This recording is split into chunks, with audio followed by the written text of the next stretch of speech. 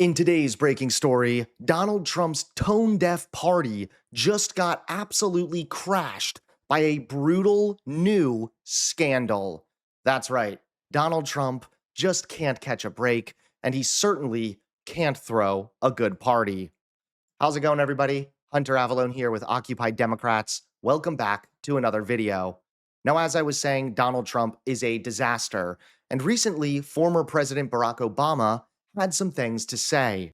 It's not as if we didn't see some of this coming. I will admit it's worse than even I expected, but I did warn y'all. I did. You can run the tape. And by the way, he warned you too, because he said what he was going to do. But the fact is, there were plenty of people who voted for Trump and the Republicans anyway.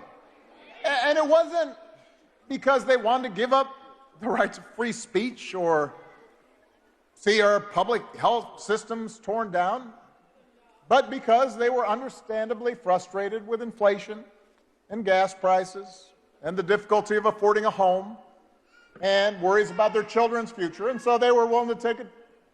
And still, Donald Trump can't possibly be too happy. After all, his disastrous performance so far is only spelling disaster for Republicans in the midterms.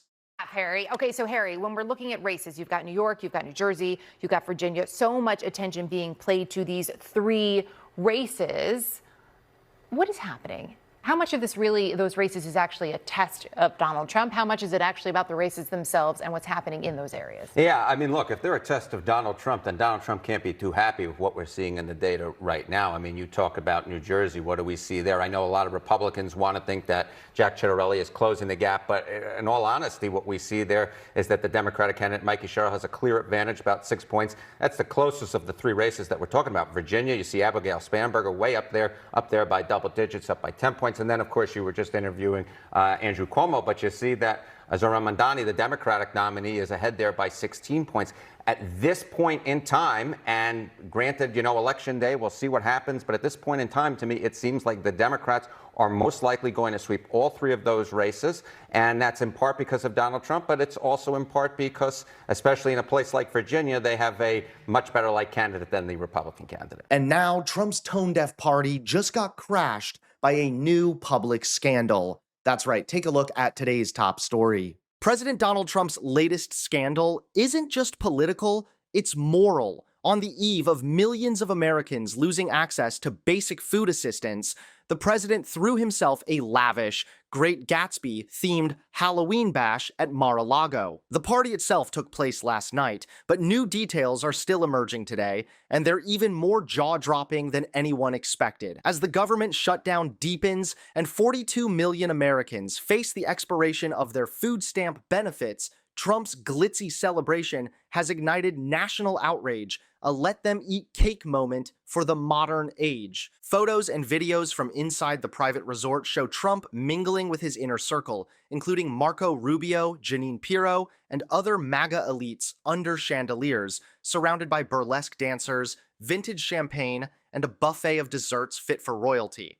Guests were decked out in jazz-age costumes, while servers carried cocktails on silver trays and performers twirled feather fans among neon lights. The irony is painful. The Great Gatsby is a novel about greed, wealth, and the moral decay of America's elite. And yet Trump chose it as the theme for his party while his administration lets millions go hungry. Federal Supplemental Nutrition Assistance Program, SNAP benefits, have already been gutted by $186 million since July. And with the shutdown unresolved, the program's funding has now expired altogether. One Republican congressman even suggested struggling families should stop smoking crack if they wanted to get by, an insult added to injury for the millions of Americans just trying to feed their kids. California Governor Gavin Newsom summed up the outrage in a single post. Donald Trump hosted a Great Gatsby party while SNAP benefits were about to disappear for 42 million Americans. He does not give a damn about you. It's hard to argue otherwise. At a time when Americans are lining up at food banks, the president is posing with billionaires and Fox News hosts under gold balloons. Trump's defenders will likely call it harmless fun, but optics matter, especially in a nation still struggling to recover from inflation, rising poverty, and record hunger rates. This wasn't just tone deaf, it was emblematic of Trump's entire presidency, a gilded spectacle built on cruelty and indifference. While ordinary Americans tighten their belts, he's pouring champagne into crystal flutes. The Great Gatsby ended in tragedy, and once again, Trump seems determined to repeat history. Thanks so much for watching. Please click that like button and subscribe to Occupy Democrats so that you can stay informed and help us stop Donald Trump.